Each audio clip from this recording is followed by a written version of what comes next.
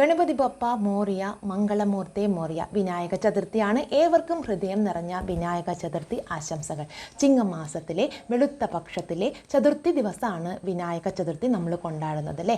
അപ്പോൾ വിനായകൻ അല്ലെങ്കിൽ ഗണപതി എന്ന് പറഞ്ഞാൽ നമ്മുടെ ആധാര ചക്രത്തിലെ മൂലാധാരത്തിലെ അടിസ്ഥാന ദേവതയാണ്. അപ്പോൾ ഭഗവാനില്ലാതെ നമുക്ക് ഒന്നും തന്നെ സങ്കല്പിക്കാൻ കഴിയില്ല എന്നാണ്. സകല ദേവന്മാരിലും പൂജിതനും സകല വേദങ്ങളുടെയും അധിപനും, വേദങ്ങളായ ഋഗ്വേദം, യജുർവേദം, സാമവേദം തുടങ്ങിയ വേദങ്ങളുടെയൊക്കെ അധിപനും സകല ബുദ്ധിയുടെ അധിപനുമായ ഭഗവാനെ മനസ്സാൽ ഞാൻ കുമ്പിടുകയാണ്.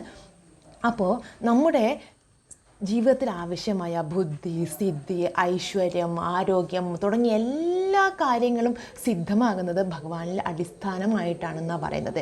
അപ്പോൾ നമ്മുടെ പഠിക്കുന്ന കുട്ടികൾക്ക് അവരുടെ ബുദ്ധിയുടെ സ്ഥിരത ഉണ്ടാകാൻ വേണ്ടിയിട്ട് നമ്മൾ പഠിക്കുന്ന കാര്യങ്ങൾ സിദ്ധമാണ്, അവരുടെ ബുദ്ധി ഷാർപ്പാകാൻ വേണ്ടിയിട്ട് നമുക്ക് ഭഗവാന്റെ അനുഗ്രഹം വേണമെന്നാണ് പറയുന്നത്. അപ്പോൾ ഏത് അച്ഛനമ്മമാരാണ് നമ്മുടെ വിനായകനെ പോലത്തെ ഒരു മകനെ തങ്ങൾക്ക് വേണമെന്ന് ആഗ്രഹിക്കാത്തത്?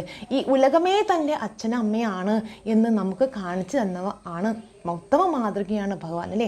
ഭഗവാനെ കാണിച്ച് നമുക്ക് പറയാമല്ലേ, വിനായകനെ പോലെ ആയിരിക്കണം ഓരോ മക്കളും.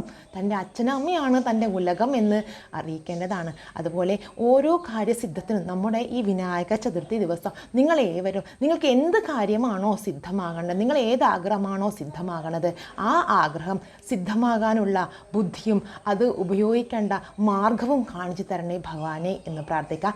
ഏവർക്കും എൻ്റെ ഹൃദയം നിറഞ്ഞ വിനായക ചതുർത്ഥി ആശംസകൾ. ഭഗവാന്റെ എല്ലാ അനുഗ്രഹവും ഉണ്ടാകട്ടെ. ജയ ശ്രീകൃഷ്ണ.